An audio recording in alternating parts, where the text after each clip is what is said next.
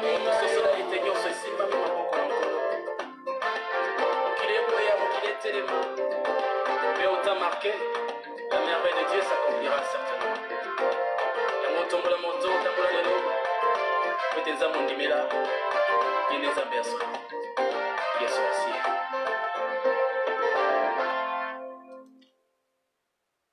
Shalom bien-aimés dans le Seigneur, donc nous vous remercions tous de vous être connectés pour qu'ensemble nous puissions partager la parole du Seigneur. Donc que la gloire soit rendue à Dieu, qui nous accorde le souffle de vie, qui nous garde et qui nous protège. Et nous bénissons le Dieu de gloire parce qu'il a encore permis qu'en ces jours, nous puissions ensemble avec vous partager la parole du Seigneur. Et je suis certifié que le temps que nous passerons ensemble va être une bénédiction pour tout un chacun de nous. Je voudrais directement entrer dans le vif du sujet parce qu'il est possible que je puisse avoir à dire beaucoup de choses aujourd'hui. Il est aussi possible que nous puissions sonder beaucoup de profondeur aujourd'hui. Voyez-vous donc? Voilà pourquoi ma prière est que le Dieu des grâces, le maître des temps et des circonstances, celui qui nous donne le souffle de vie et qui permet à ce que nous soyons ensemble, qu'il puisse ouvrir l'intelligence de tout un chacun, qu'il puisse ouvrir la compréhension de tout un chacun, afin que ce que nous allons devoir partager puisse nous être utile dans la marche. Voyez-vous, frère? Donc, nous prêchons l'évangile afin de nous perfectionner. Donc, la sanctification est un processus. La sanctification est une marche. Donc, c'est une marche qui quitte l'Égypte vers Canaan. Donc, tous les parcours du désert, c'est la sanctification. Donc, tout pas que tu fais avec le Seigneur, toute frontière que tu franchis avec le Seigneur, toute étape que tu traverses avec le Seigneur, comprenez qu'en réalité, donc, tu es en train de te sanctifier. Vous permettez, il y a un frère qui a des difficultés pour me suivre. Donc, il est à Kinshasa, il a des difficultés pour me suivre. Donc, voyez-vous, donc c'est ce que je voudrais dire. Donc, nous disons que souffrez, hein, parce qu'il faut vraiment que je puisse lui envoyer cette page-là, parce que il a vraiment envie de pouvoir être connecté. Alors, ça devient difficile s'il n'est pas connecté. Vous permettez donc que je puisse le trouver et le faire entrer pour que, voilà, donc je l'ai trouvé, j'espère qu'il me trouvera. Voilà, bon, j'espère qu'il va me trouver, donc voilà. Je disais donc toute marche que nous faisons avec le Seigneur, donc pendant que nous quittons l'Égypte et que nous sommes en train de marcher vers Canaan, c'est tout un processus.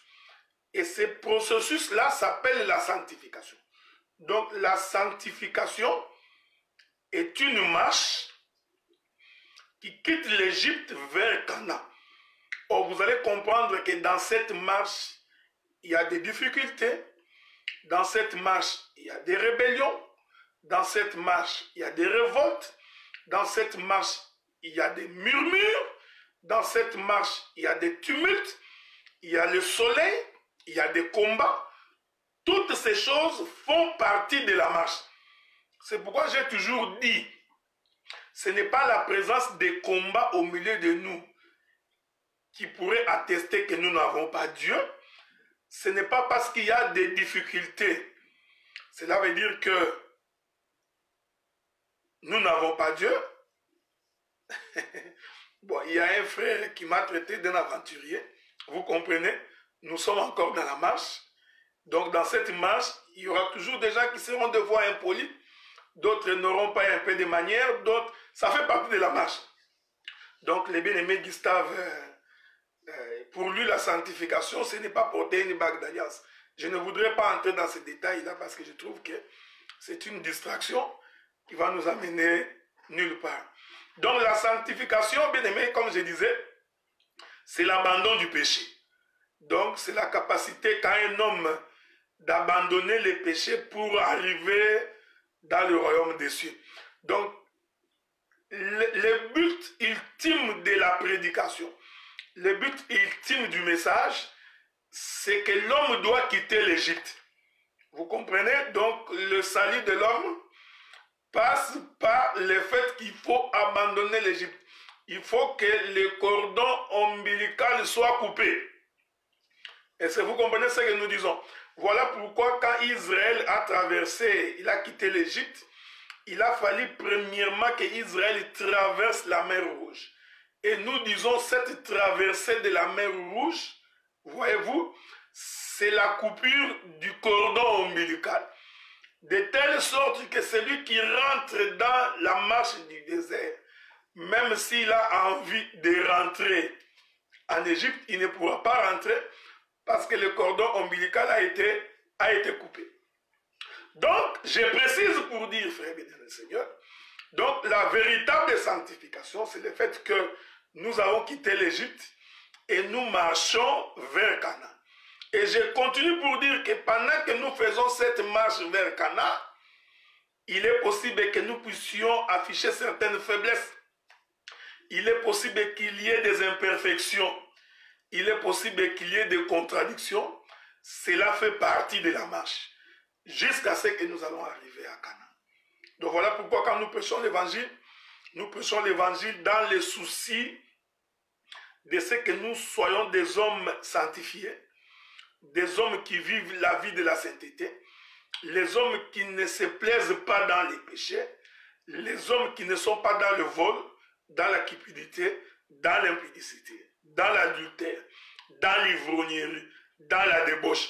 Voyez-vous, nous prêchons pour que ces choses-là nous abandonnent.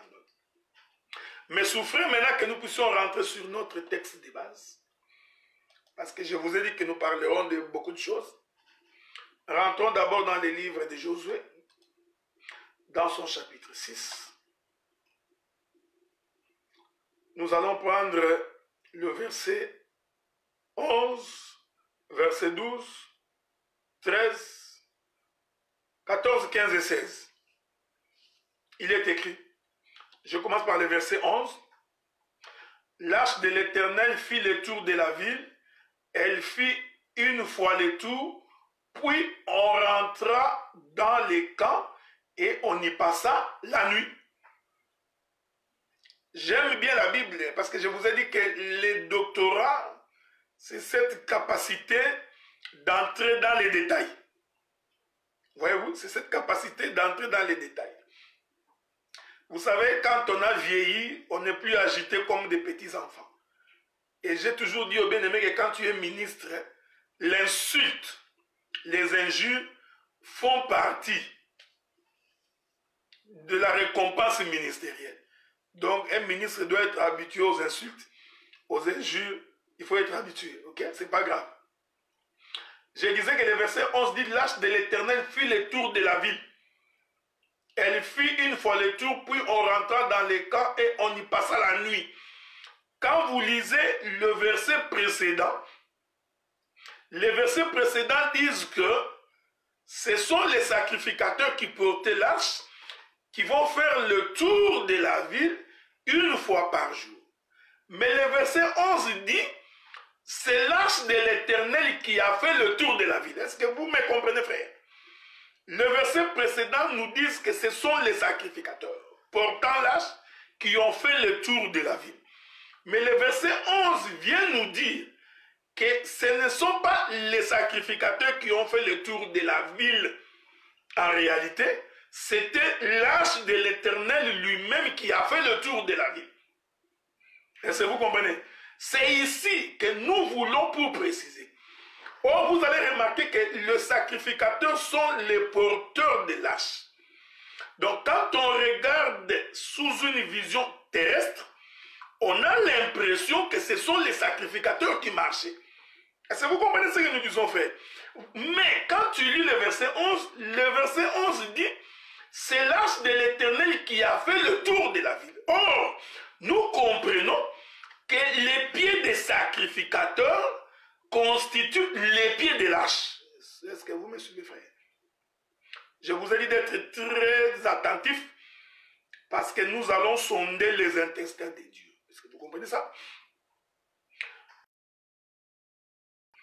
Quand bien même que nous voyons le sacrificateur en train de marcher, en réalité, le sacrificateur ne sont que les pieds de l'arche. Parce que le sacrificateur a porté l'arche, dont nous comprenons que l'arche était dans les lieux élevés. C'est-à-dire lui-même, l'arche ne touchait pas la terre. Ce sont les pieds des sacrificateurs qui touchaient la terre. Donc, les sacrificateurs sont porteurs de l'arche. Ici, je précise, et l'arche et les sacrificateurs, en réalité, c'est une et une seule personne. Voilà pourquoi nous avons toujours dit qu'un prédicateur ne peut pas dire que c'est lui qui est en train d'enseigner le peuple. Un prédicateur ne peut pas dire que c'est lui qui porte Dieu. Ouais, vous frère. Non, non. Un homme ne peut pas porter Dieu et conduire Dieu. Ce n'est pas pendant que tu marches, pendant que tu te promènes, que tu puisses dire pendant que je suis ici, je marche, j'ai Dieu. Moi, je conduis Dieu. Ce sont des langages de la Bible. Voyez-vous, frère? Parce que quand tu vas insulter, tu ne vas pas avec Dieu. Quand tu vas te prostituer, tu ne vas pas avec Dieu. Donc, est-ce que vous comprenez ce que nous disons? Donc, nous voulons dire ceci. Il y a vraiment des gens qui sont incapables de se calmer. Hein? Non, laissez les frères Gustave tranquilles. Vous comprenez? Donc, nous passons. Laissez les frères Gustave tranquilles. Quand il aura des arguments solides, il viendra, nous allons partager sur ces choses. Donc, c'est toujours pas intéressant de partager avec des exaltés sur des questions dont ils ne maîtrisent pas les fondements. Parce que vous savez, frère, la Bible, c'est la pensée de l'écriture. Ce n'est pas la répétition noir sur blanc. D'abord, l'écriture noir sur blanc, il n'en aura pas. Mais supportez les frères, nous sommes dans la marche. Ok? Bien-aimé, merci Stéphane. Supporte les frères, continuons d'abord. Maintenant, j'ai dit ceci. Donc, bien-aimé Gustave, nous t'aimons beaucoup, t'inquiète pas. Même quand tu as dit, moi je t'aime beaucoup. Le verset 11 nous dit que c'est l'arche qui a fait le tour de la ville. Donc, nous comprenons que les pieds des sacrificateurs constituent les pieds de l'arche. Donc, l'arche est un corps qui a des pieds, et les pieds, ce sont les sacrificateurs. Voilà pourquoi même lorsqu'ils voulaient traverser la mer Rouge, l'Écriture dit, les sacrificateurs, tout en portant l'arche, ont mis les pieds dans l'eau, et l'eau s'est fendue en deux pour permettre à Israël de pouvoir passer. Suivez-moi. Parce qu'ici, je vais balancer la nuit. Donc, il a fallu que le pied des sacrificateurs touche l'eau pour que l'eau puisse s'ouvrir. Et je suis en train de dire, frère, quand le pied des sacrificateurs sont en train de toucher l'eau, en réalité, il y a ici l'œuvre de la croix qui s'accomplit. Les pieds des sacrificateurs, c'est Golgotha. Bon, je vais aller doucement afin que tu ne puisses pas échapper à la connaissance. Je vais aller doucement pour que la chose ne puisse pas t'échapper. Est-ce que vous me suivez? Regardez. Prenons les livres d'Apocalypse. Prenons les livres d'Apocalypse. Cherchez une écriture là-bas, avec votre permission. Vous souffrez, hein? Je vais vous trouver l'écriture. Je suis dans les livres d'Apocalypse. Apocalypse. Voilà, il est écrit ceci.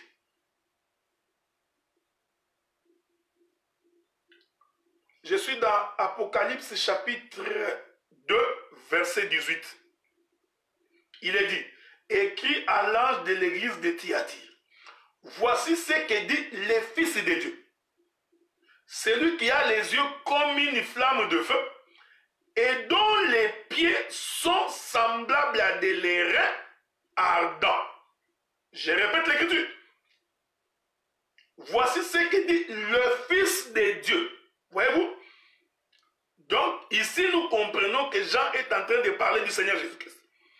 Il dit que ce Fils de Dieu-là, parce qu'ici, je vais entrer dans beaucoup de détails, il a les yeux comme une flamme de feu et les pieds semblables à des lérins ardents. Or, l'airain ardent, c'est l'airain qui a été mis au feu. C'est-à-dire, c'est de l'airain brûlé. Est-ce que vous voyez ça? Or, le livre de Jean, dans son chapitre 2, il est écrit. Je vais vous trouver également cette écriture-là. Souffrez.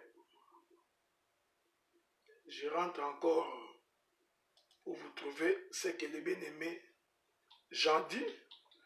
Vous allez souffrir parce que je donnerai beaucoup de versets pour une meilleure compréhension.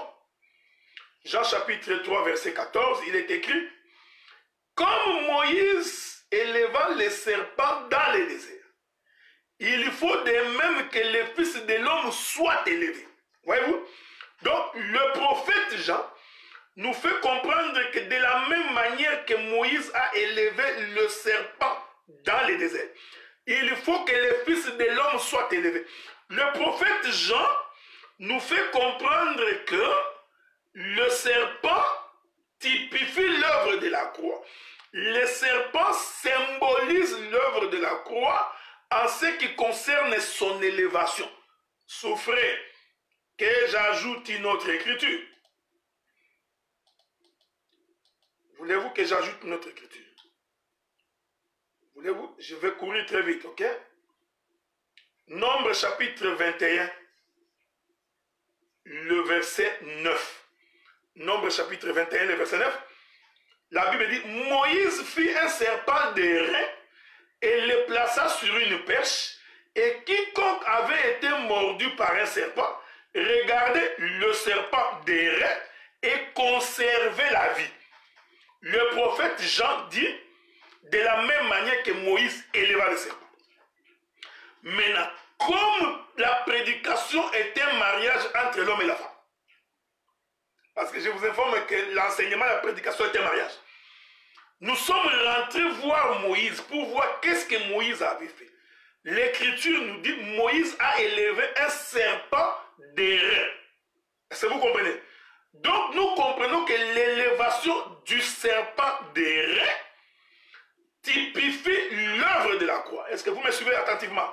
C'est pourquoi Jean dit, de la même manière que Moïse éleva les serpents, et que quiconque regarderait au serpent que Moïse avait élevé, gardera la vie. Or, le livre d'Apocalypse chapitre 2 verset 18, l'Écriture nous dit, les pieds des fils de Dieu étaient semblables à des lérins. Vous comprenez? Donc nous comprenons que les pieds de Jésus, c'est un serpent d'airain. Est-ce que vous me suivez attentivement? Or, l'œuvre de la croix s'est manifestée sur la terre. Je vais doucement, frère. Parce que je vous avais dit qu'aujourd'hui, nous apporterons une véritable connaissance de la parole. Est-ce que vous comprenez?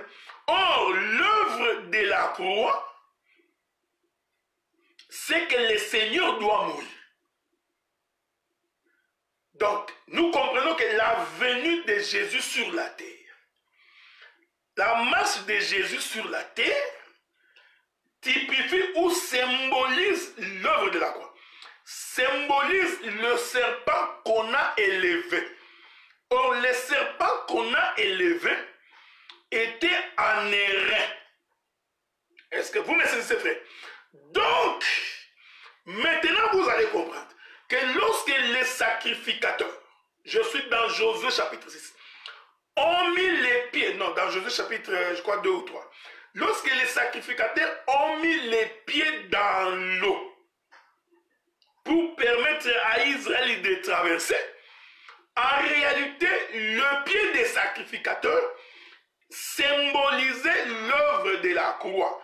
Parce que si Christ n'était pas descendu et qu'il n'avait pas mis ses pieds sur l'eau, vous comprenez ici que l'eau ici représente le monde. Voilà, voilà.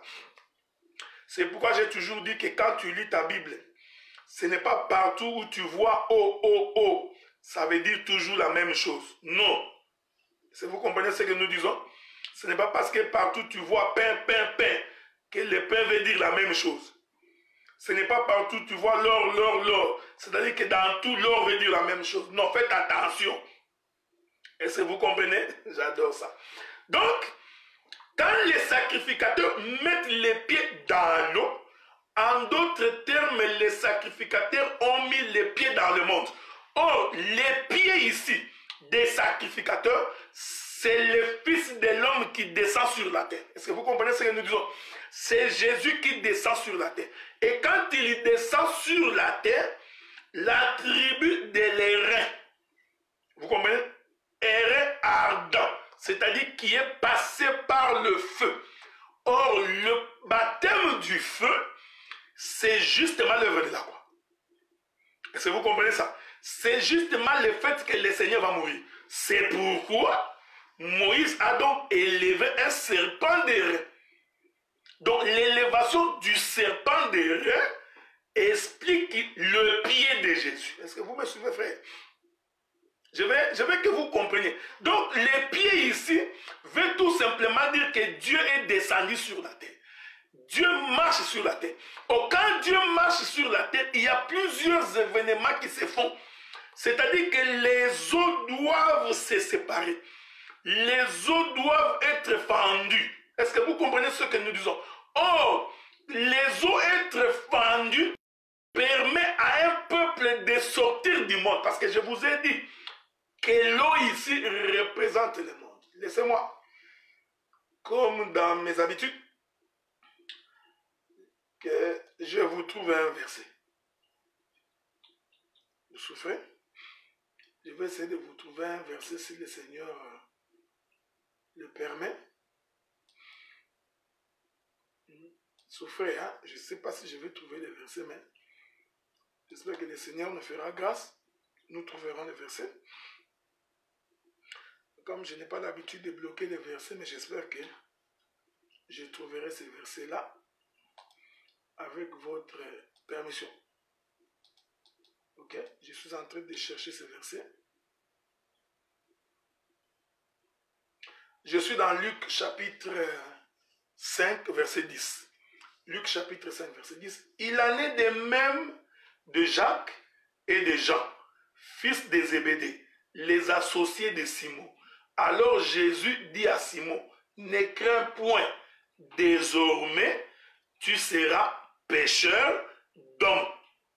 Voyez-vous? Donc Jésus dit à Pierre qu'il fera de Pierre un pêcheur d'hommes.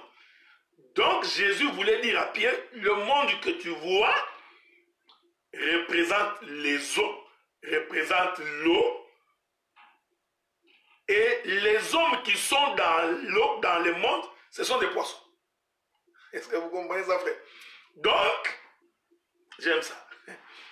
C'est pourquoi nous disons, quand Jésus met ses pieds, quand les sacrificateurs mettent les pieds dans l'eau, il y a toute une dimension prophétique.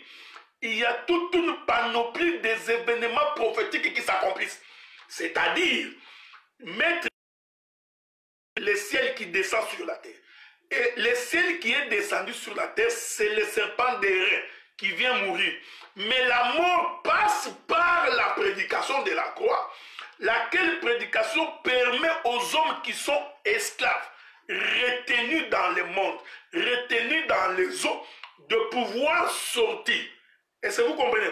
En d'autres termes, Paul dit, la prédication de la croix est une folie. Laissez-moi encore vous trouver cette écriture.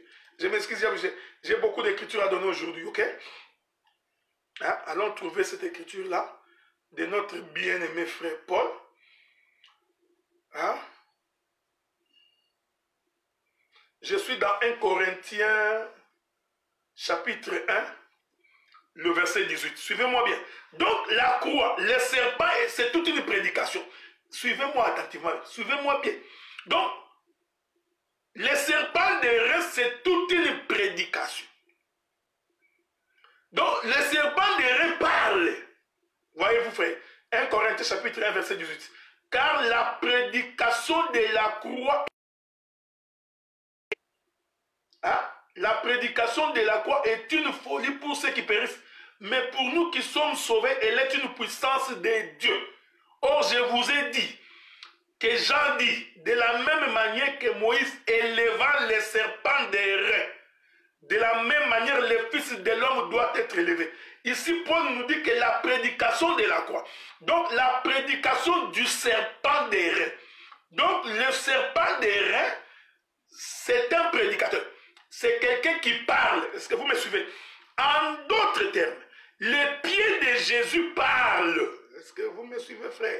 Donc, Jésus est descendu, les pieds, voyez-vous, les pieds des sacrificateurs parlent. Parce que les pieds, je vous ai démontré que c'est de l'airain, c'est l'œuvre de la croix. Donc, les pieds de Jésus, c'est une prédication de la croix. Verset 21. Non, verset 20. 1 Corinthiens chapitre 1er, verset 20. Où est le sage? Où est le scribe? Où est le disputeur de ce siècle? Dieu n'a-t-il pas convaincu de la folie, la sagesse du monde? Car puisque le monde avec sa sagesse n'a point connu Dieu dans sa sagesse, il a plu à Dieu de sauver les croyants par la folie de la prédication. Mais verset 18 dit que cette folie de la prédication, en réalité, c'est la prédication de la croix. Or, la prédication de la croix, c'est le serpent des reins qu'on a élevé. Apocalypse dit que les pieds, c'est ça les reins. Donc, c'est les pieds qui parlent. Voilà pourquoi au jour de la bénédiction de Judas, je vais rentrer là-bas, Genèse chapitre 49. Donc, amenez vos gibecières, vos carquois, parce que vous allez remplir de beaucoup de flèches. 43. Genèse chapitre 49. Je prends le verset 9. Verset 8. Suivez-moi. Judas, tu recevras les hommages de tes frères. Ta main sera sur la nuque de tes ennemis. Et les fils de ton père se prosterneront devant toi. Judas est un jeune lion qui revient du carnage. Mon fils, il ploie les genoux, il se couche comme un lion, comme une lionne qui le fera lever. Écoutez, Judas est un lion qui revient du carnage. Ici, le prophète Jacob nous fait comprendre que Judas a fait un déplacement. Il est d'abord allé, ensuite il est revenu du carnage. Ce que j'aime avec Jacob ici, Jacob ne nous dit pas quand est-ce que Judas est allé. Voyez-vous? Mais il nous dit seulement quand est-ce que Judas revient. Oh, nous comprenons que quand Judas revient, c'est que Judas est d'abord parti. C'est ici, frère, le ministère. Or, le départ de Judas, c'était le bâton dans la main de Moïse. Dieu pose la question à Moïse. Moïse dit, j'ai une verge. Voyez-vous? Il dit, jette-la par terre. Nous comprenons que quand Moïse était en train de jeter les bâtons par terre, c'était le départ de Judas. Est-ce que vous me suivez, frère? Suivez-moi bien. Donc, quand il jette, c'est Judas qui s'en va. J'aime ça. J'adore la Bible, frère. J'aime ça. Donc, quand Judas jette, je vais essayer d'arrêter quelque chose dans mon ordinateur ici. Voilà. Donc, quand Judas jette, c'est le départ de Judas. Hein? Quand Moïse est en train de jeter les bâtons, c'est le départ de Judas. Parce que la prophétie dit, Judas, mon fils, qui revient du carnage. Donc, avant de revenir, c'est qu'il est parti. Vous comprenez? Maintenant, j'explique ça, frère. Quand il était parti, ce que vous n'avez pas vu, c'est ici que je dis, prêcher, ce n'est pas répéter l'écriture. Prêcher, c'est dégager la pensée qui est cachée dans l'écriture. Voyez-vous, frère? Ce que vous n'avez pas compris, quand Judas est allé, il est allé comme un serpent. En devenant serpent, il quitte le trône, il s'en va comme un serpent. C'est là-bas qu'il doit revenir du carnage. Or, le carnage, vous comprenez, c'est la mort. C'est le combat, c'est l'explosion du sang. Est-ce que vous me suivez, frère? Dieu dit à Moïse, jette ta verge. Quand Moïse jette la verge, dès que la verge touche la terre, cette verge devient un serpent. Vous comprenez? Nous comprenons que c'est les pieds du Fils de Dieu. C'est de l'airain. Voyez-vous, frère? Donc, quand la verge est en train de toucher la terre, ce sont les pieds des sacrificateurs. Parce que je suis toujours dans Josué chapitre 6. Verset 11. L'arche de l'alliance fit le tour de la ville. Or, noir sur blanc, nous n'avons pas vu l'arche faire le tour de la ville. Nous avons vu les sacrificateurs porter l'arche et faire le tour de la ville. C'est ici que j'ai dit, les pieds des sacrificateurs, c'est les serpents. L'arche portée, c'est les lions. Est-ce que vous comprenez? Donc, il y a deux événements qui se font ici au même moment. J'aime ça, frère. Écoutez, suivez-moi bien. Regardez, frère. Quand la verge de Moïse touche le sol, cette verge devient un serpent. Prophétiquement, c'était les pieds en airain. Maintenant, Dieu dit à Moïse, tiens-le par la queue et ramène-le. Donc, voyez-vous, donc Moïse a dû prendre ce serpent par la queue et il ramène. Quand le serpent est en train de revenir, il redevient un bâton dans les mains de Moïse. Voyez, Judas, mon fils, qui revient du carnage. Or, j'ai dit, qui toque, j'aime ça. Quand la verge touche la terre, en réalité, ce sont les pieds des sacrificateurs. Et en touchant la terre, la verge doit fondre la terre. Laissez-moi vous dire ça, frère.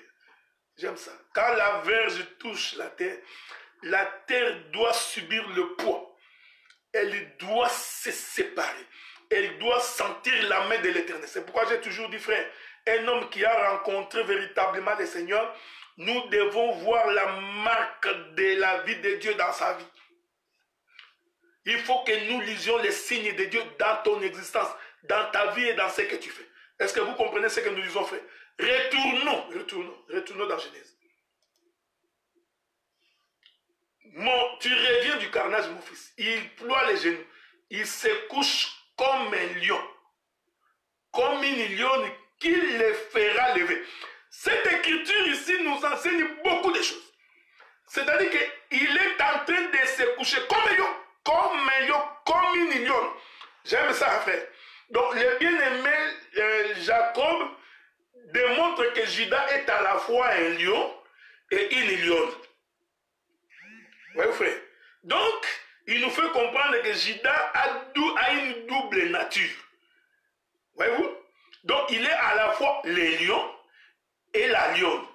Or, le lion, c'est celui qui est fort. La lionne, c'est celle qui est faible.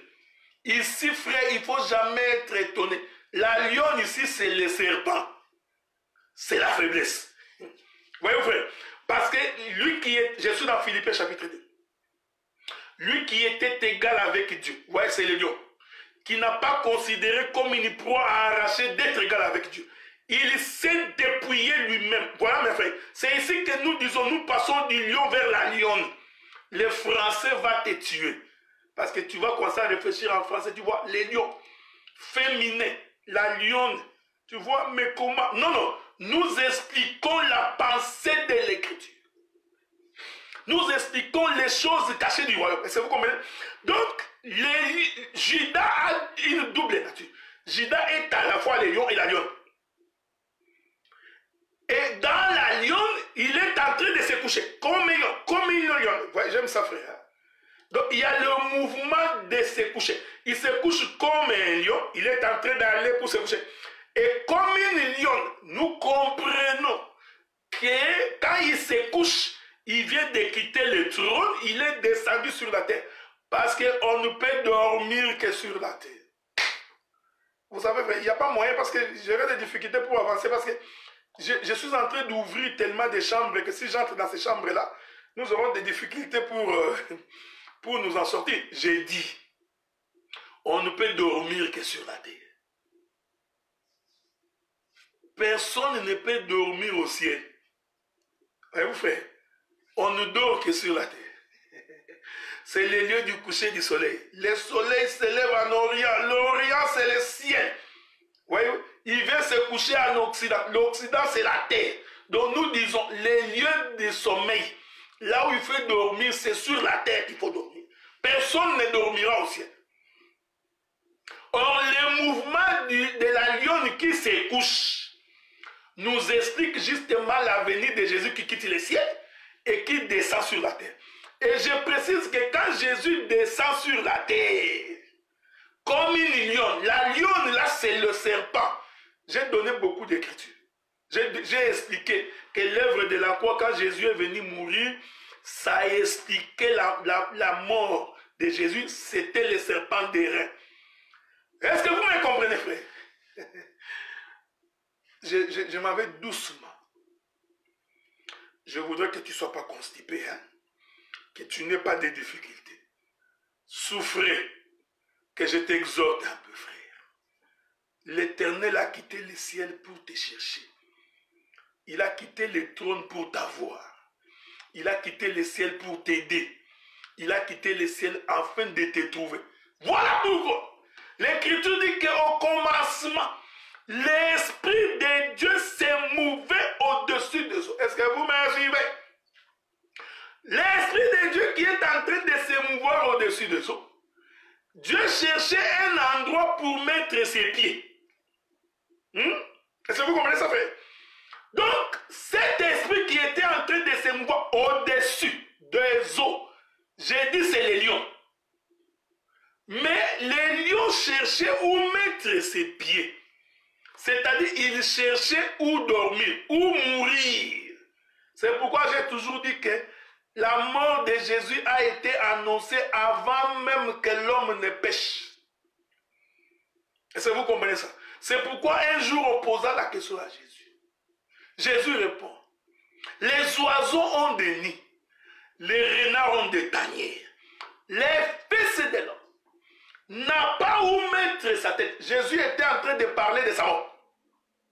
Donc il n'a pas un endroit pour mourir. Quand Jésus parle comme ça, en réalité c'est l'Esprit de Dieu qui est en train de se mouvoir au-dessus des eaux. Est-ce que vous me suivez, frère? Donc quand Jésus dit que le Fils de l'homme n'a pas un endroit pour mettre sa tête, Jésus voulait dire, je n'ai pas encore trouvé l'endroit où je vais dormir. C'est-à-dire que le temps de ma mort n'est pas encore arrivé. Prophétiquement, c'est Jésus qui parle là. C'est un esprit qui marche au-dessus des eaux. Parce que je vous ai fait comprendre que les eaux expliquent le monde ici. J'ai mis la balustrade pour que si tu tombes, que tu ne te brises pas la tête. Oui, frère. Parce que sans la balustrade, tu vas te briser la nuque. C'est pas bon, tu mourras. Voilà pourquoi la Bible dit, quand tu construiras une nouvelle maison, tu mettras la balustrade. Mais dans l'ancienne maison, il n'y avait pas de balustrade. Là-bas, si tu tombes, tu meurs. Voilà pourquoi beaucoup de gens qui lisent l'Ancien Testament, beaucoup de gens qui lisent l'Ancienne Alliance et qui veulent interpréter l'Ancienne Alliance noir sur blanc, comme écrit, vous comprenez qu'ils sont dans l'ancienne maison qui n'a pas de balustrade. Ces gens-là tombent et ils meurent. Dieu soit loué parce que nous avons le ministère qui a la balustrade. Nous savons du moins que tu vas tomber. Ça, nous savons, frère. Je sais que tu vas tomber. C'est pourquoi on a mis la balustrade. Pour qu'en tombant, que ta tête ne puisse pas heurter le sol, sinon tu vas mourir. C'est pourquoi j'ai mis la balustrade pour dire que toute eau n'est pas parole, tout eau n'est pas le monde. J'ai mis la balustrade pour que tu ne tombes pas. Donc, l'Esprit de Dieu qui s'est mouvé au-dessus des eaux cherchait un endroit pour mettre ses pieds. Bon, frère, il y a tellement de choses à dire ici. Voilà pourquoi il marche. Et le troisième jour, il va dire que la terre puisse apparaître. Nous comprenons. J'aime ça. Quand Jésus dit que la terre puisse apparaître, que les secs apparaissent, en réalité, il venait de mettre ses pieds sur l'eau. Il y a ici tout un sacerdoce qui s'est accompli. L'œuvre de la croix s'est accomplie. Pourquoi? Parce que la terre ne peut pas sortir des eaux. S'il n'y a pas l'œuvre de la croix, personne ne peut sortir du monde. Parce que vous comprenez que la terre qui sort des eaux, c'est aussi toi et moi. C'est nous qui étions enfermés dans le monde des ténèbres. Nous qui étions esclaves du péché. Mais pour que nous sortions, il faut impérativement que Jésus puisse mourir et ressusciter. Donc, ici vous comprenez que le fait que la terre est en train de sortir des eaux, c'est-à-dire que les sacrificateurs avaient mis les pieds sur l'eau. En mettant les pieds sur l'eau, il a tracé une circonférence. Est-ce que je peux vous trouver une écriture? Souffrez, hein? Je ne sais pas si je vous trouverai une écriture là-dessus. Avec votre permission, je vais trouver une écriture. J'aime ça. Prenons les livres de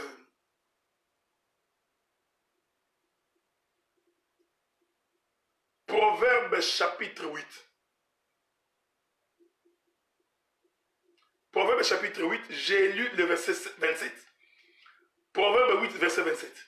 Lorsqu'il disposa les cieux, j'étais là.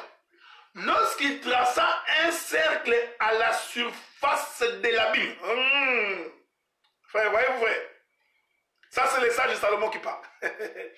Donc, le sage de Salomon, j'aime la Bible, frère. L'Éternel nous fait grâce. Voyez-vous? Le sage de Salomon dit que Dieu avait tracé un cercle sur la surface de l'abîme. Oh, pour comprendre l'abîme, frère, il faut que nous rentrions au commencement. Il n'en était pas ainsi au commencement. Au commencement, l'Esprit de Dieu s'est mouvé au-dessus des eaux. Il n'y avait que des ténèbres à la surface de l'abîme. Est-ce que vous comprenez, frère, ce que nous disons? Donc, l'abîme ici, c'est le monde. Ce sont les eaux, c'est le monde. Donc, il n'y avait que les ténèbres à la surface de l'abîme. Et Proverbe, Salomon dit que l'Éternel a tracé un cercle sur la surface de l'abîme. Donc, le Seigneur a ouvert un trou. Il a pris un couteau, je ne sais pas moi, une lame de rasoir. J'aime ça. Ce sont les pieds des sacrificateurs. Nous comprenons? J'aime ça. Donc, pour tracer un cercle,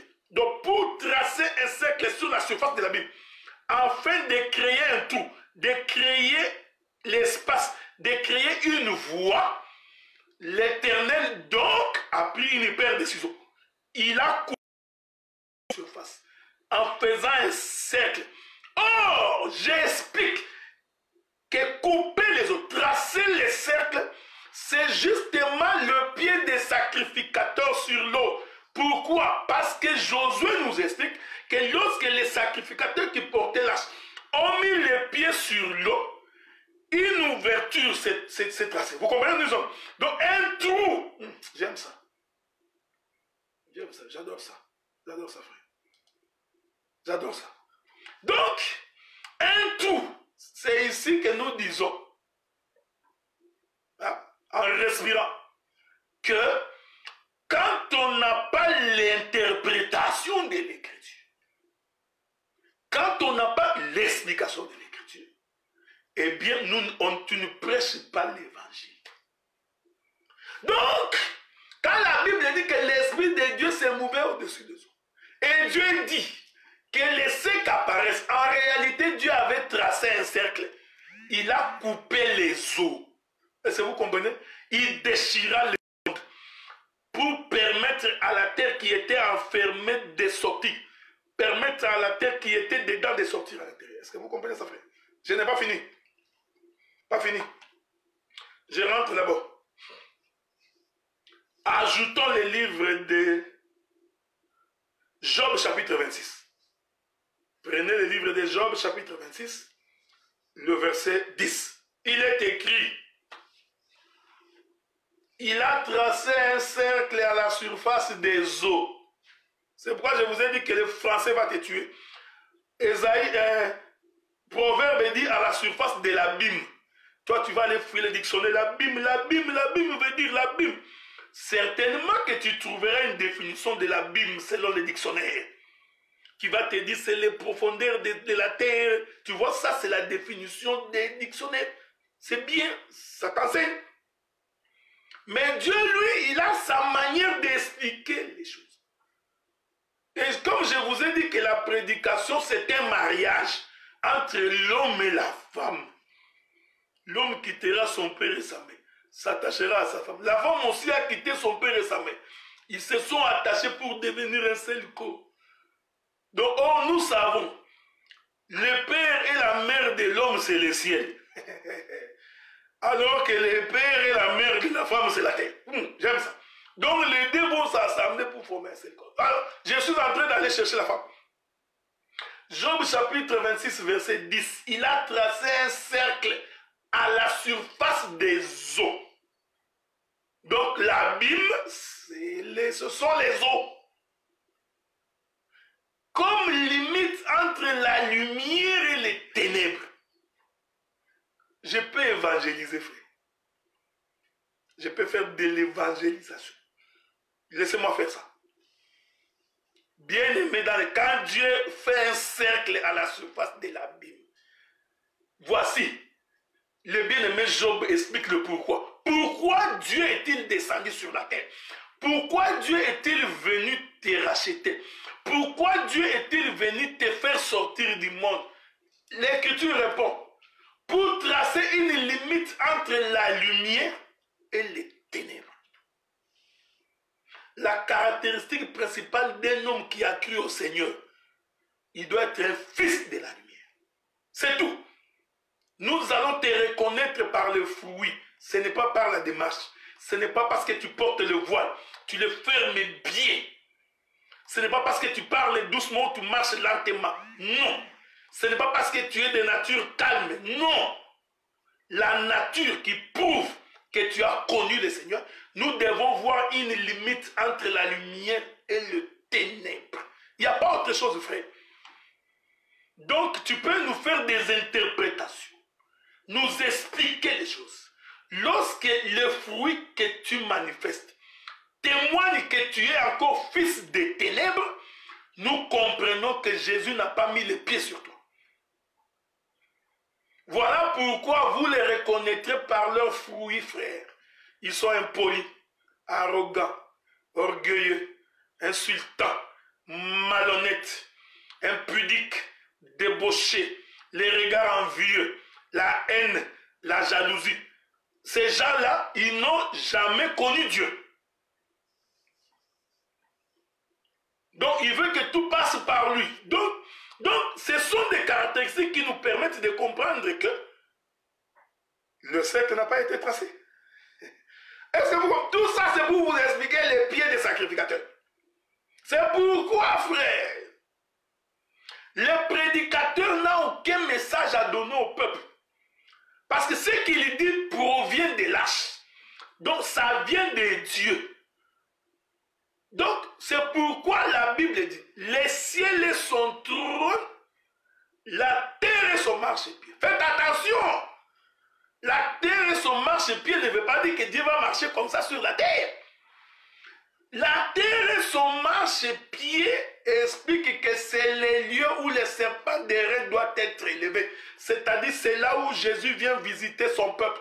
C'est par les pieds que Jésus vient racheter son peuple. Est-ce que vous comprenez ça? C'est par les pieds. Donc, il est venu sur la terre. C'est pourquoi nous disons, quand Jésus marchait sur la terre, en réalité, c'était les pieds de Dieu.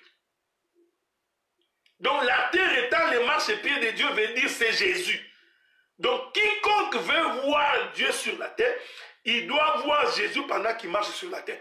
Or, quand Jésus marche sur la terre, c'est l'œuvre de la croix. Je rentre dans Genèse. Je n'ai pas fini. Rentrons dans Genèse. Genèse, chapitre 49. Genèse 49. Toujours chez Judas. Comme un lion, comme une lionne qui les fera lever. Là encore, il y a des mystères. Donc, on doit lever la lionne. C'est la résurrection. Beaucoup de choses à dire ici. C'est ce que j'appelle moi les qui revient du carnage. Mais avançons un tout petit peu. Le verset 10. Le sceptre ne s'éloignera point de Juda, ni les bâtons souverains d'entre ses pieds. Virgule. Je vais me limiter là. Donc, les bâtons du souverain chez Juda n'étaient pas dans sa bouche. Les bâtons des souverains chez Juda étaient entre ses pieds. Est-ce que vous lisez ce que j'ai répété moi ça? Genèse 49, verset 10. Le sceptre ne s'éloignera point de Juda. Le sceptre, c'est un bâton. C'est temps pour expliquer les bâtons. C'est la verge. C'est le bâton royal. Parce que je t'informe que Dieu a fait de Juda, a fait de Moïse roi en Israël. Il dit Moïse, tu es pour Israël le roi. Vous comprenez? Donc Moïse, c'était aussi Juda en Israël. Est-ce qu'il faut encore que je vous trouve ces versets-là, frère? Hein? Vous voyez comme nous risquons de perdre beaucoup de temps. Donc Moïse était un roi. Écoutez-moi bien, frère. Écoutez bien. Ce n'est pas pour rien que Dieu pose la question à Moïse, qu'est-ce que tu as entre tes mains? Parce que Moïse avait le bâton du commandement. C'est ce qu'on appelle le sceptre royal. C'est un bâton du commandement. C'est-à-dire que c'est par ce bâton qu'on va commander le peuple. Oh, le commandement, c'est la parole de Dieu. Est-ce que vous me suivez, frère? Hein? Le commandement, c'est la parole. Donc, le bâton que Moïse tenait entre les mains était l'image de la parole.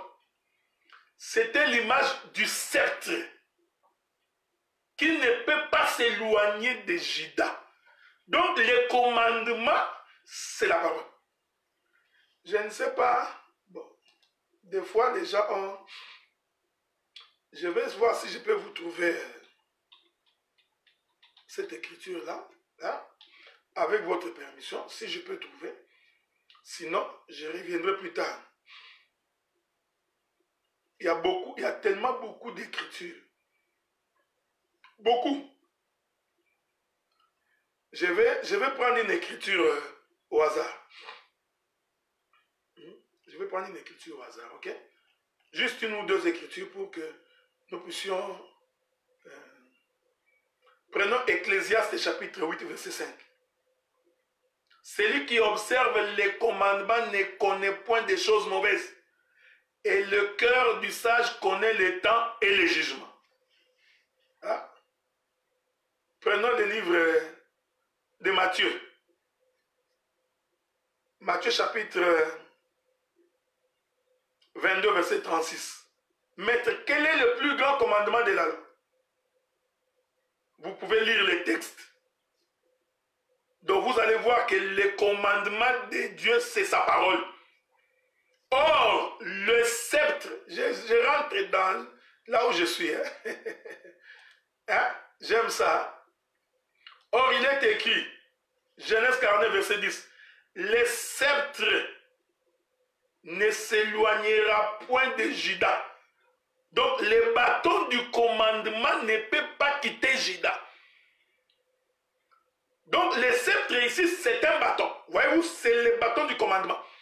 C'est pourquoi, quand Moïse était en train de paître les troupeaux de son beau-père, il avait sa verge entre ses mains. C'était pour donner la direction aux troupeaux, donner la direction aux brebis. Voilà pourquoi nous disons une véritable église du Seigneur. La véritable maison du Seigneur, c'est celle qui est dirigée par la parole, par le bâton de commandement. C'est pourquoi David avait raison de dire, ton bâton et ta houlette me rassurent. Donc, le bâton du commandement. Est-ce que vous comprenez ça? Maintenant, l'Écriture dit dans Genèse chapitre 49, ces bâtons-là, la parole ne peut pas quitter Juda. J'aime ça. Ni les bâtons souverains d'entre ses pieds.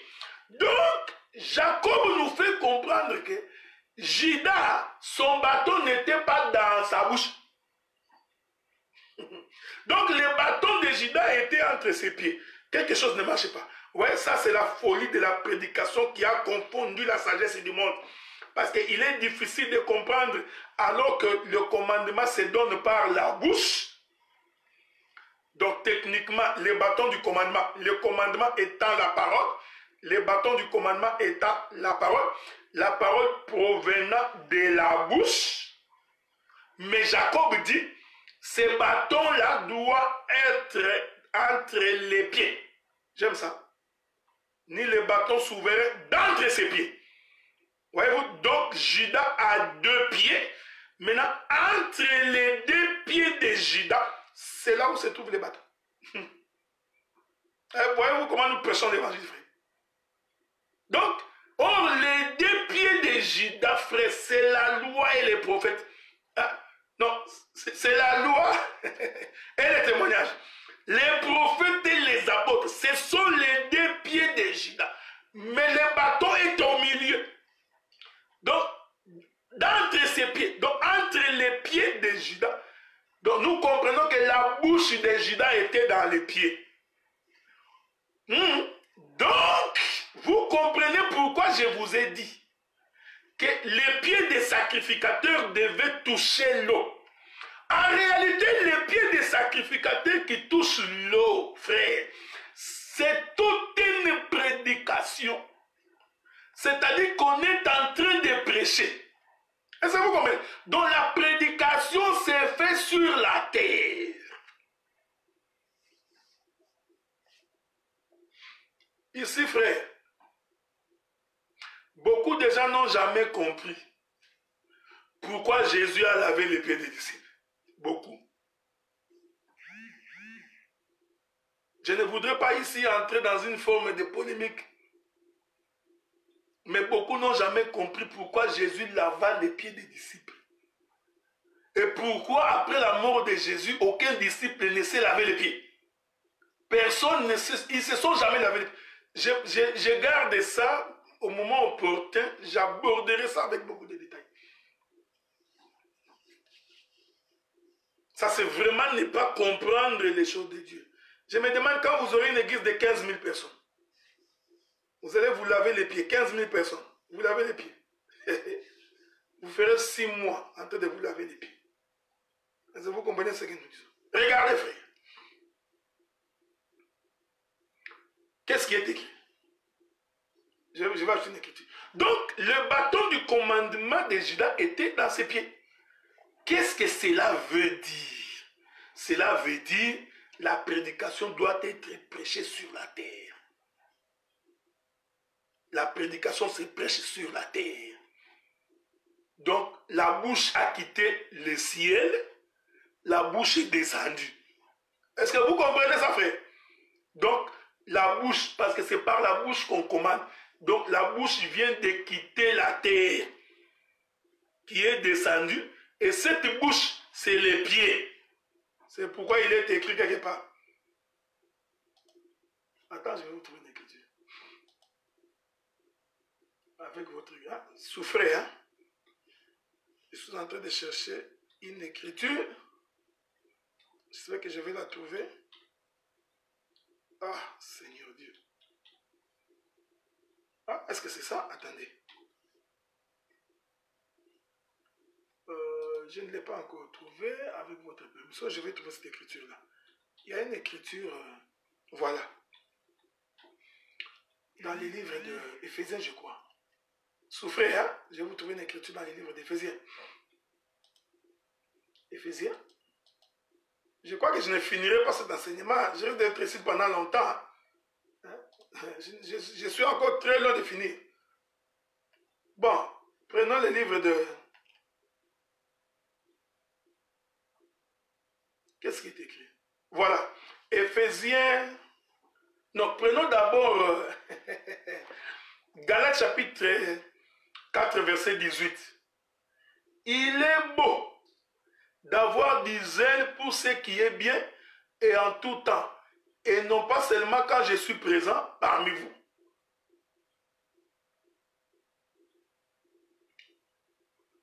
Je vais ajouter notre écriture.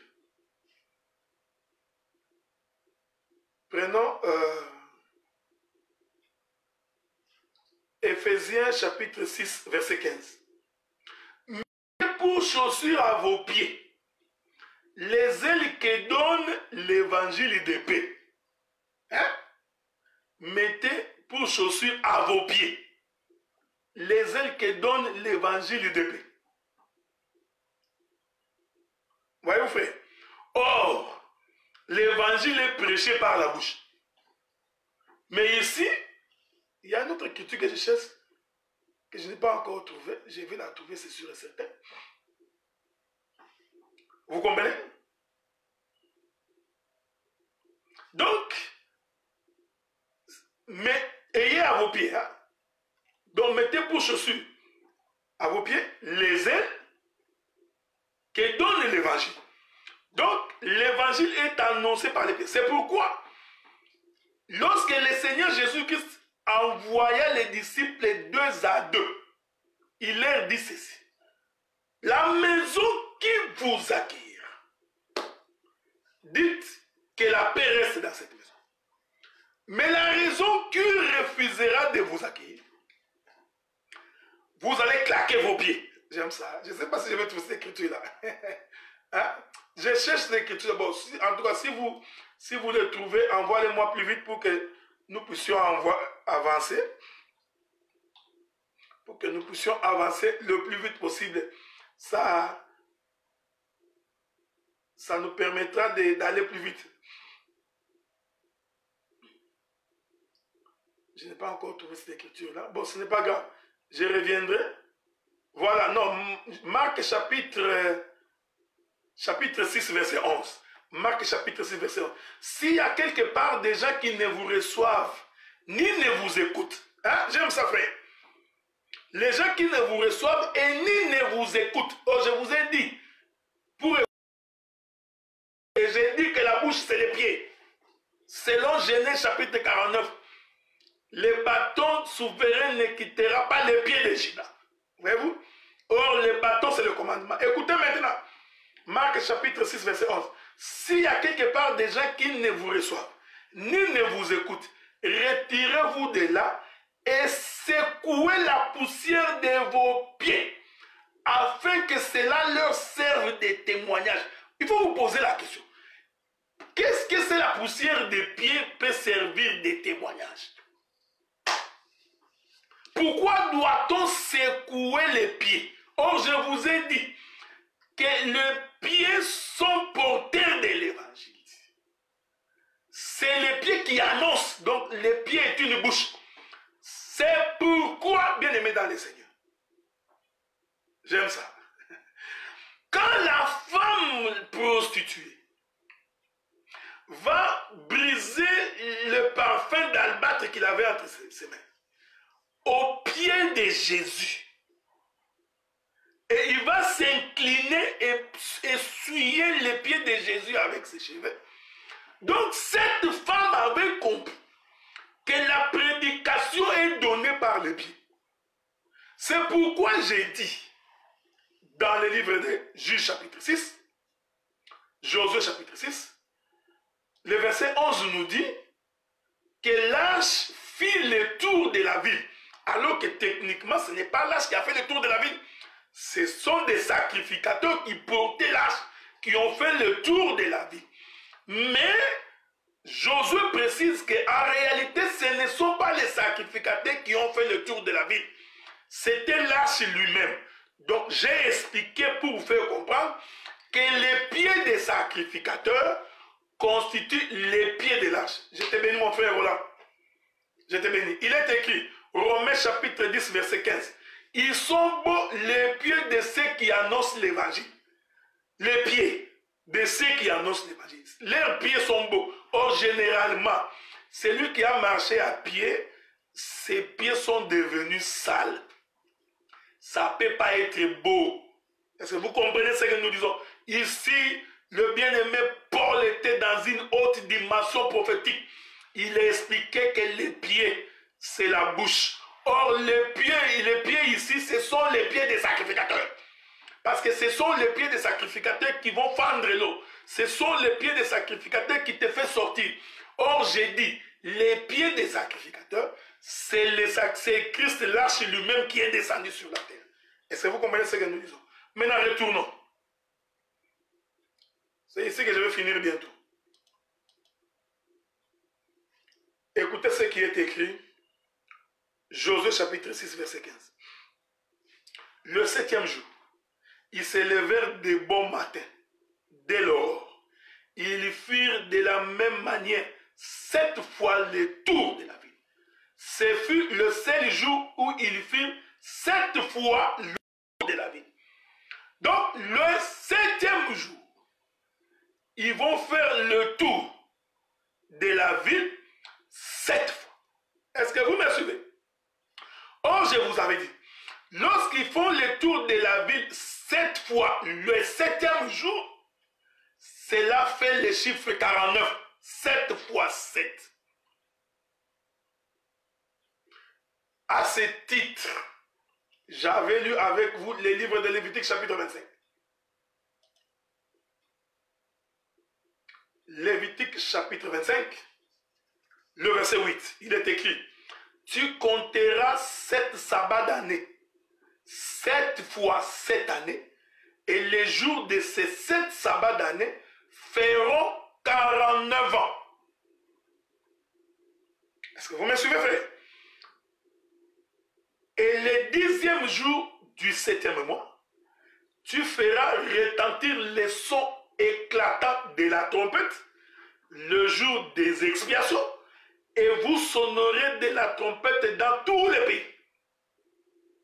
Vous sanctifierez la 50e année. Vous publierez la liberté dans les pays pour tous les habitants. Ça sera pour vous les jubilés. Chacun de vous retournera dans sa propriété et chacun de vous retournera dans sa famille. Donc, avant le jubilé, l'homme était esclave. Mais ce que j'aime dans ce texte ici, le texte nous dit que l'homme doit retourner dans sa famille. C'est-à-dire qu'il était d'abord dans sa famille. Il a donc perdu sa liberté en devenant esclave. Mais là, le jubilé va lui permettre de rentrer dans sa famille. Souffrez que nous nous croisions sur le chemin du jardin d'Éden. Quand Dieu crée Adam, Dieu place Adam dans les jardins.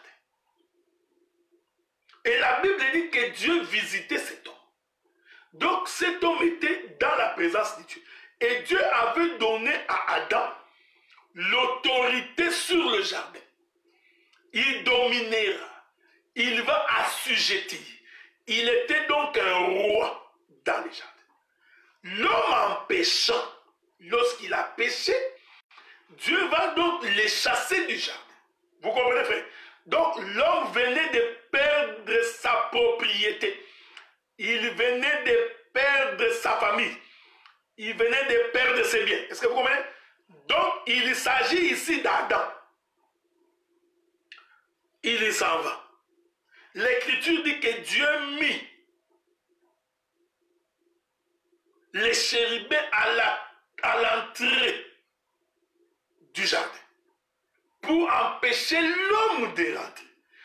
Ainsi nous comprenons, l'homme s'est retrouvé esclave. Maintenant, il faut que l'homme rentre.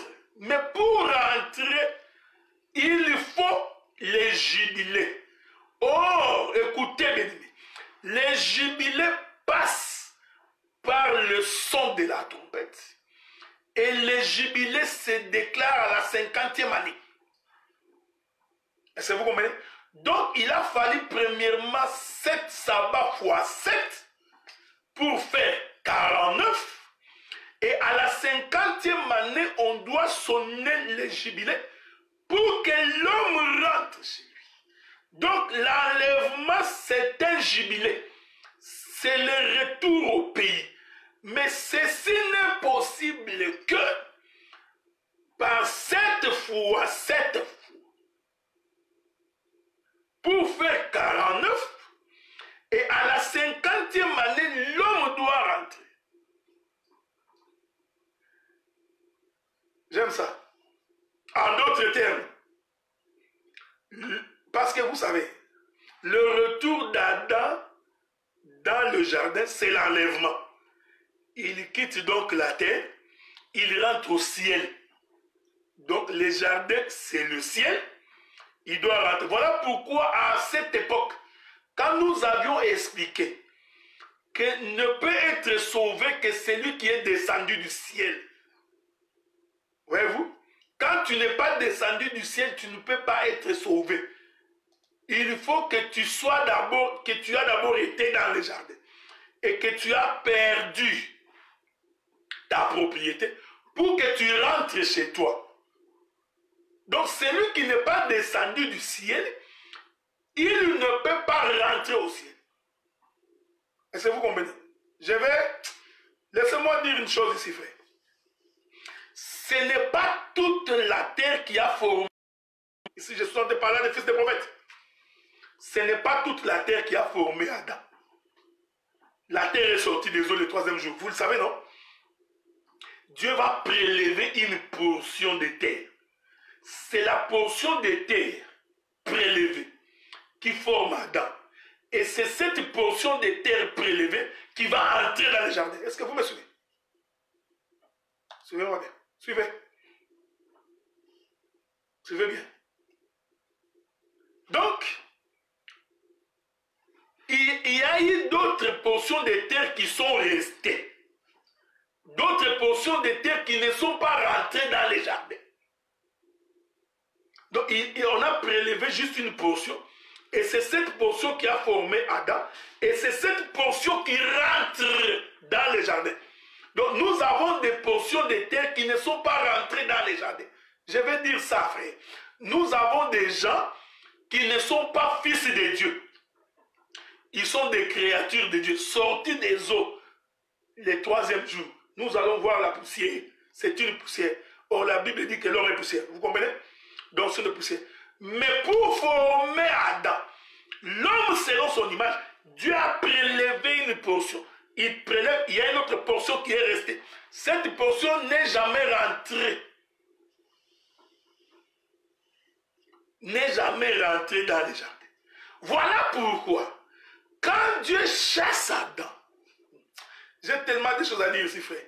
Donc, Adam venait de perdre sa protection. Il s'est retrouvé dehors au milieu des autres poussières. Ici, je parle comme un fils de prophète. Ne fais pas la logique, parce que la logique va te tuer. Hein? Parce que tu vois un logicien cartésien, René Descartes, il va dire, oh mais Adam était dans le jardin, il était seul avec sa femme, et puis mais Dieu les chasse, mais qui sont ces gens qui étaient dehors? Tu vois, c'est ce que je t'ai dit. Tu réfléchis comme un logicien, c'est lui qui a fait la logique cartésienne. C'est pourquoi nous, dans notre folie de la prédication, nous confondons cette sagesse du monde. Donc, quand Adam sort, ça j'aime ça, ça te scandalise, j'aime que ça te scandalise, parce que c'est pourquoi nous disons que l'homme animal ne peut pas comprendre ces choses. Parce que c'est spirituellement qu'on en juge. Un homme animal, il va réfléchir. Il va dire, il y a eu d'autres poussières qui sont restées dehors. Tu n'as pas compris. Je t'informe qu'il y a des poussières qui sont restées dehors. Il y a des hommes qui sont restés dehors, qui ne sont pas entrés dans les jardins. Folie de la prédication. Est-ce que vous comprenez? Donc, Adam était dans le jardin, protégé par Dieu. Donc, nous comprenons dehors, il y a eu des méchants. Voilà pourquoi dans ta vie, il y a des hommes qui en veulent à ta vie. qui te pourchassent, les gens qui ne t'aiment pas, qui te combattent. Voyez-vous, ce sont les poussières de terre qui sont restées en dehors du jardin. Tant que tu es dans le jardin, ils ne peuvent pas t'atteindre. Mais le jour où tu pêches, tu vas donc, Dieu va te chasser. Quand Dieu te chasse du jardin, tu deviens alors la proie de l'ennemi. Donc tous ces gens qui voulaient à ta vie, qui voulaient à tes enfants, qui en voulaient à ta famille, tu deviens donc la proie facile. Pourquoi? Parce que tu es sorti, tu es en dehors du jardin. Maintenant, tu deviens donc esclave parce que tu es en dehors. Maintenant, Dieu, dans son plan merveilleux, il a prévu que pour que tu rentres dans les jardins, il faut la 50e année. Donc, il faut les jubilés. Et j'ai dit que les jubilés, c'est de la trompette éclatante. Donc, on doit crier fort pour te permettre de sortir et de rentrer chez toi. Est-ce que vous me comprenez? Est-ce que vous me comprenez? Regardez ça, regardez ça bien. Or, pour retourner, il faut la mort de l'agneau. Suivez-moi parce que je vais ici d'atterrir dans 6 minutes. Parce que je vais continuer le samedi prochain. Jésus, vous savez, ça vous le savez déjà. Si Jésus n'était pas mort et ressuscité, nous ne serons pas rentrés. Maintenant, je vais expliquer les jubilés dans la mort de Jésus. C'est ici que je vais m'asseoir. Pour expliquer que les tours de la ville qu'ils font 7 fois 7, c'est tout un temps. Il y a la mort de Jésus, il y a la résurrection de Jésus dans cette tour-là. Écoutez maintenant. L'écriture dit ceci. Je vais prendre 2 écritures. Jésus est mort le jour de la Pâque. Ça, vous le savez. L'écriture dit, après que Jésus soit mort, il est apparu aux disciples pendant 40 jours. C'est l'écriture que je cherche. Souffrez avec moi.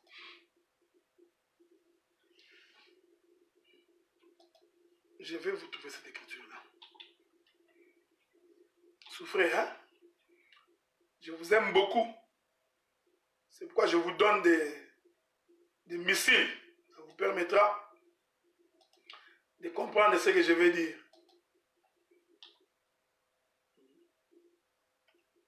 Prenons le livre de Actes des Apôtres. Voilà. Actes des Apôtres.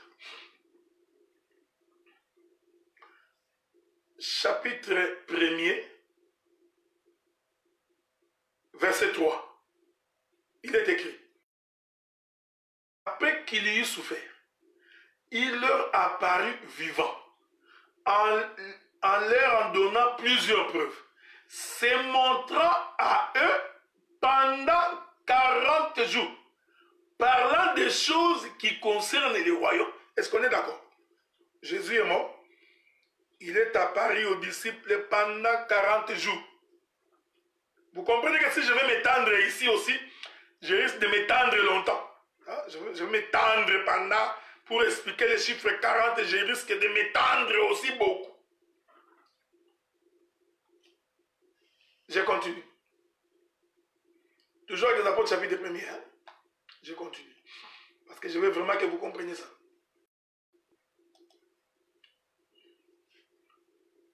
Comme verset 4.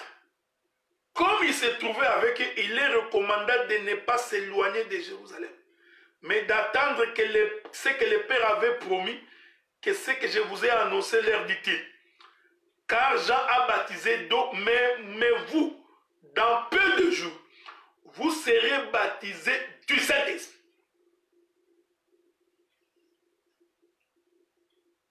J'aime ça. Vous pouvez continuer la lecture. Hein? Verset 8. Vous recevrez une puissance, le Saint-Esprit survenant sur vous. Vous serez mes témoins à Jérusalem, dans toute la Judée, dans la Samarie, jusqu'aux extrémités de la terre. Courons. Je vais courir. Actes des Apôtres, chapitre 2, je crois. Actes des Apôtres, chapitre 2. Premier verset. Le jour de la Pentecôte, ils étaient tous ensemble dans les mêmes lieux. Tout à coup, il y vint du ciel un bruit comme celui d'un vent impétueux, et il y remplit toute la maison où ils étaient assis. Descendez comme vous voulez jusqu'en bas. Je voudrais aller prendre un dernier verset pour que nous puissions continuer. Ça va nous permettre d'avancer. Prenons le verset 31. C'est la résurrection de Christ qu'il a prévu annoncer en disant qu'il ne serait pas abandonné dans les séjours des morts et que sa chair ne verrait pas la corruption. C'est ce Jésus que Dieu a ressuscité.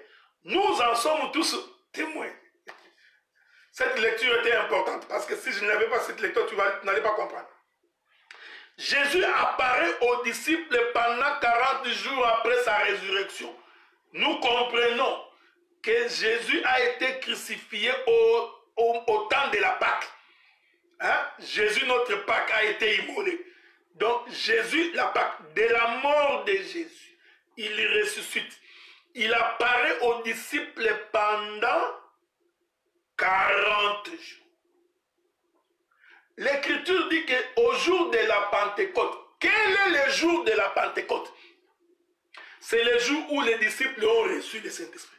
Maintenant, quand tu lis les textes dans Actes des Apôtres chapitre 2, tu vas constater que le Saint-Esprit est descendu sur les apôtres à la même période que Israël fêtait la fête des semaines. Parce que la Bible dit que les Juifs étaient venus à Jérusalem. Hein? J'aime ça. Je vais trouver cette écriture-là. Hein?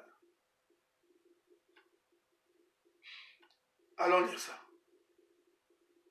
Or, Actes des Apôtres chapitre 2 verset 5. Or, il y avait en ces jours à Jérusalem des Juifs, hommes pieux, de toutes les nations qui sont sous le ciel. Au bruit qui eut lieu, la multitude accourut. Elle fut confondue parce que chacun entendait parler sa propre langue. Donc, les jours où les disciples recevoir le Saint-Esprit va être le même jour où Israël est en train de fêter son cinquantenaire. Est-ce que vous comprenez? C'est-à-dire que depuis que Jésus est mort et qu'il est apparu aux disciples pendant 40 jours, il est monté. 10 jours après, le Saint-Esprit est descendu. Donc, de la résurrection de Jésus jusqu'au jour où ils vont recevoir le Saint-Esprit, c'est-à-dire jusqu'au jour de la Pentecôte, ça va faire exactement 50 jours.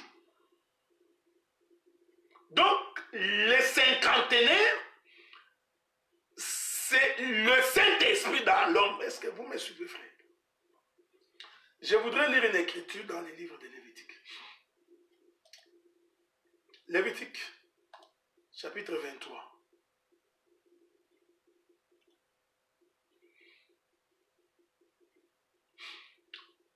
Je prends le verset...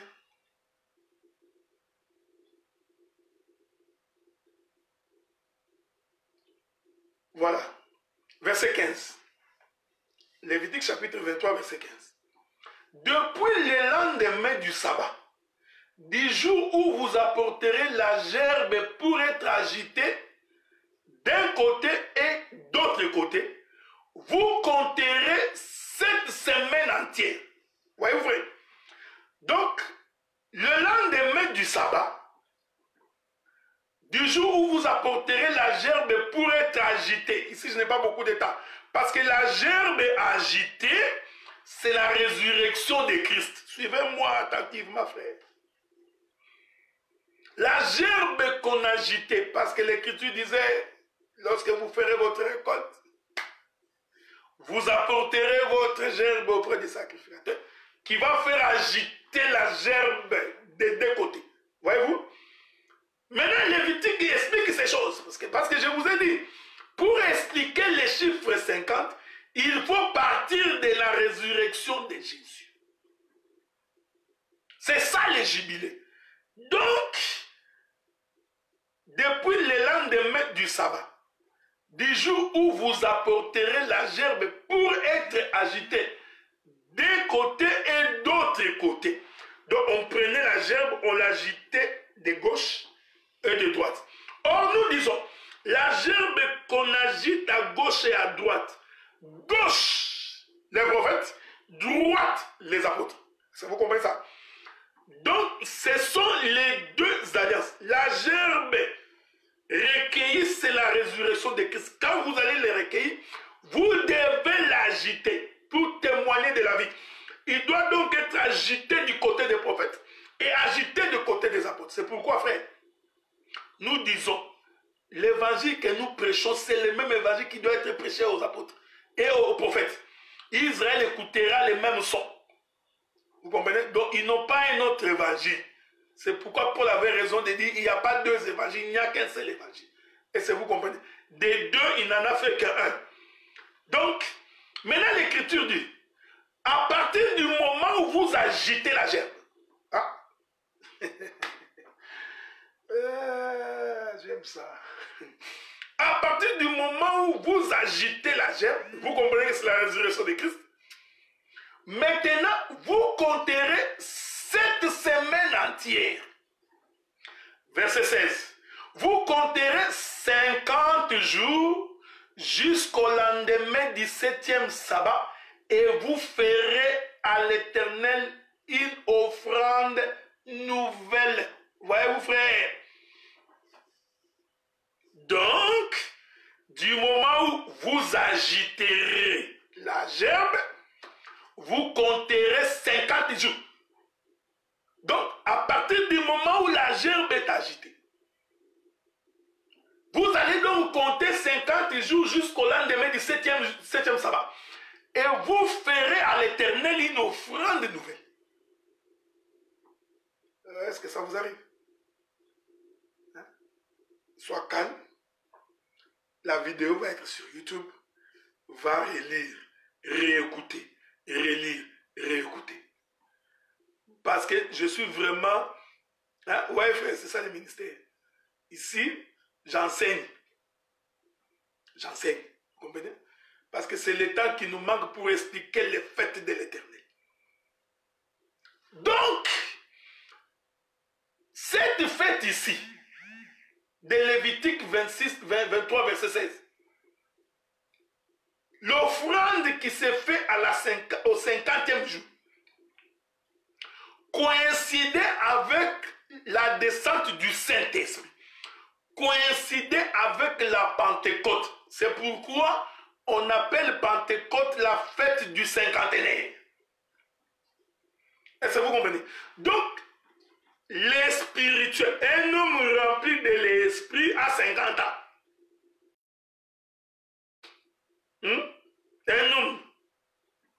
Un homme libre, voilà. Parce qu'un homme rempli de l'esprit, c'est un homme qui est affranchi du péché. Qui sort de ses corps. Vous savez, j'ai compris pourquoi Paul avait dit, des fois c'est par des soupirs inexprimables. Il y a des choses que mon langage est faible pour expliquer. Heureusement que c'est spirituellement qu'on en juge. Mais je sais que vous comprenez. Donc, la chair reçoit l'habitation de l'esprit. Donc, l'homme cesse d'être charnel. Il devient spirituel le 50e jour. C'est ça les jubilés. Donc, les jubilés, c'est l'homme qui était esclave du péché et qui sort de la vie, qui sort de l'esclavage. Donc, nous comprenons en réalité quand Israël est en train de sortir de l'Égypte, Ça, j'en parlerai le samedi prochain. J'en parlerai le samedi prochain. Ok? Parce qu'après avoir mangé la Pâque, 10 jours après, il y a une fête. Hein? On en parlera. Donc, est-ce que vous comprenez ce que nous disons? Donc, ici, la Pentecôte coïncidait avec la fête du cinquantenaire. En d'autres termes, la Pentecôte, c'est un jubilé. C'est le retour au pays. Nous avons maintenant récupéré notre propriété. Nous sommes devenus des hommes spirituels. C'est pourquoi ces jours-là, Jésus dit aux pharisiens, votre père Abraham, le jour où il a vu mon jour, il a tressailli de joie. Écoutez ce que les pharisiens ont dit. Je vais lire ça. Je crois que c'est dans Jean chapitre 8. Hein?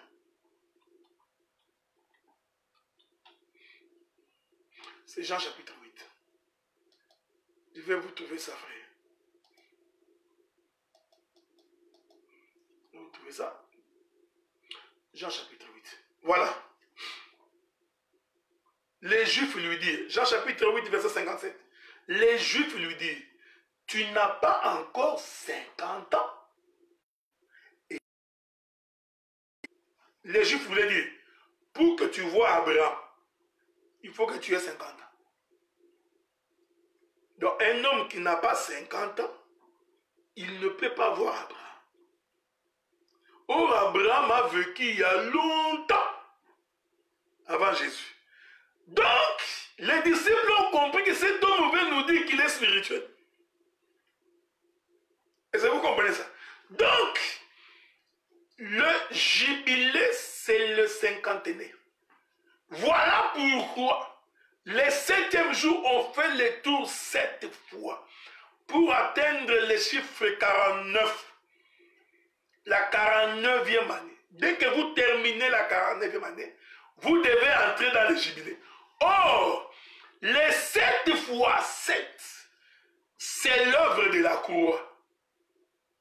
C'est le temps où la terre est en train d'être préparée. C'est le temps où la terre est en train d'être faite. C'est le temps où l'œuvre de la croix est en train d'être accomplie. Je voudrais vous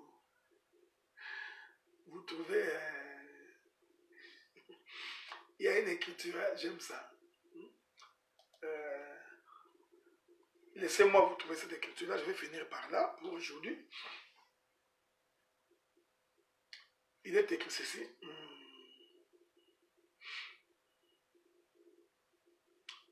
Regardez. La Bible dit ceci. Je suis dans le livre de Matthieu, chapitre 18. C'est là qu'on va finir. Matthieu, chapitre 18. Matthieu, chapitre 18. Nous allons commencer à partir du verset 21, je crois. Voilà. La Bible dit ceci. Matthieu chapitre 18, verset 21. Alors Pierre s'approcha de lui. J'ai parlé pendant longtemps. Ouf, on va finir bientôt. Alors Pierre s'approcha de lui et dit, Seigneur, combien de fois pardonnerai-je à mon frère lorsqu'il péchera contre moi? Serait-ce jusqu'à 7 fois? Donc, Pierre fait comprendre à Jésus que son frère peut pécher contre lui 7 fois pour que lui aussi puisse le pardonner 7 fois. Donc, après 7 fois, le pardon doit être donné. Jésus lui dit, je ne te dis pas jusqu'à 7 fois, mais jusqu'à 70 fois 7 fois. 70 fois, 7 fois, ça fait 490. Comme disent les Belges, 490. Tout est mystère ici autour du chiffre 49. Hein? Mais je vais expliquer les 490, ne vous en faites pas. J'ai expliqué ça dans Jérémie. Calmement. Jésus finit. C'est pourquoi le royaume des cieux est semblable à un roi qui voulut faire rendre compte à ses serviteurs. Oui, vous voyez. Donc, le jubilé, la prise de Jéricho, c'est toute l'œuvre de la croix. Pour que tu sois sauvé, le Seigneur a accepté d'abord de descendre. Ensuite, il faut 49 ans pour qu'à la 50e année, qu'on sonne les jubilés. Or, les jubilés, j'ai expliqué, c'est la Pentecôte. C'est recevoir le Saint-Esprit. En d'autres termes, personne ne peut rentrer dans son pays. Personne ne peut rentrer dans sa famille sans le Saint-Esprit. Sans le Saint-Esprit, tu ne peux pas participer à l'enlèvement. Sans le Saint-Esprit, tu ne peux pas rentrer à Jéricho. Est-ce que vous comprenez ce que nous disons? Donc, le Saint-Esprit, qui est le chiffre du vieillard, hein? Donc, qui est le chiffre de celui qui a 50 ans. Bon, je vais laisser ça. On en parlera plus tard. Sans le Saint-Esprit, tu ne peux pas rentrer. Voilà pourquoi nous disons que cette prise de Jéricho, c'est... Est-ce que vous comprenez ça? Et l'Écriture dit, vous entrerez chacun devant soi. Pendant ce temps, on sonnera de la trompette. Oh, je l'ai dit, pour que les jubilés s'accomplissent, il a fallu qu'on sonne de la trompette. Avec éclat, avec du bruit, pour que chacun rentre droit devant nous. Voilà, bien aimés dans le Seigneur, ce que j'ai voulu partager avec vous cet après-midi, ce soir, cette nuit pour ceux qui nous suivent de Kinshasa. J'espère que les bergers Ben étaient en ligne. Hein, mon bien-aimé pasteur Ben qui est au Congo. J'espère que tu étais en ligne. Ça a été long. Vraiment, je sais que tout pour vous qui êtes au Congo, avec les mégas, c'est pas facile. Mais si tu as été là, que Dieu te bénisse abondamment. Donc, c'est comme je disais, nous continuons notre collecte pour la radio. Je crois que les frais pour les sites web et pour la radio, nous l'avons déjà totalisé. Nous avons cet argent-là. Tout a été donné au concepteur du site web et de la radio. Il est en train de travailler dessus. Tout ce qui nous reste maintenant, c'est juste l'argent pour l'ordinateur, laptop, Mac. Je crois que dès qu'eux aussi auront fini, nous pourrons à ce moment-là lancer la radio pour que chacun de nous puisse intervenir. J'aurais bien voulu que dans cette radio, que les sœurs aussi interviennent. Hein, donc, essayez d'intervenir, trouver quelque chose à dire, trouver quelque chose à communiquer avec nous. Créez également vos émissions chrétiennes. Ça va être enrichissant également pour le peuple de Dieu. Je crois, réfléchissez là-dessus pour que vous puissiez tous participer également dans cette chose. La radio n'est pas l'église, vous comprenez? Nous ne sommes pas à l'église. C'est comme j'ai toujours entendu des gens. Mais pourquoi cette soeur-là prêche? Il parle des choses de Dieu sur Facebook. Mais Facebook n'est pas l'église, quoi. Donc, voilà un peu. Donc, que Dieu vous bénisse. Donc, nous vous souhaitons de passer un bon week-end. Je profite de l'occasion pour saluer tous les bien-aimés de Montréal également. Donc, avec l'apôtre Franco Mambi. Que Dieu vous bénisse. Les bien-aimés de Gatineau qui sont avec nous ici. Que Dieu vous bénisse également. Donc, nous vous souhaitons à tous de passer un très bon moment, très bon week-end. Donc, toutes nos interventions, vous les trouverez sur Facebook. Ça, c'est sûr et certain. Je vais les publier au fur et à mesure. Il y en a beaucoup. Il y en a tellement beaucoup que... Hein, donc, des fois, on s'est dit, bon, par où faudrait-il commencer?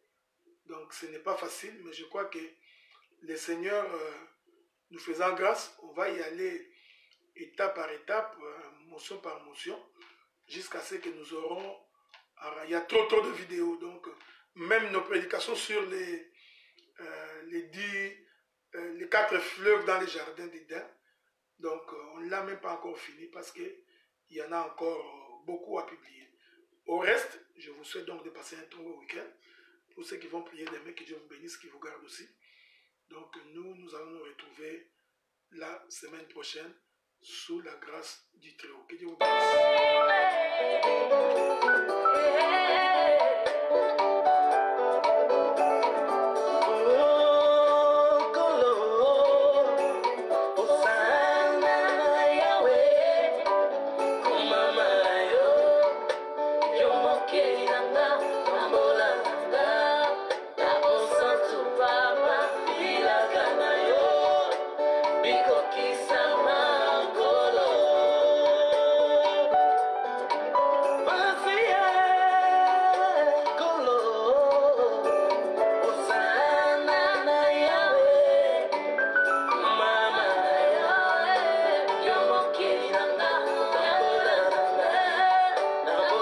To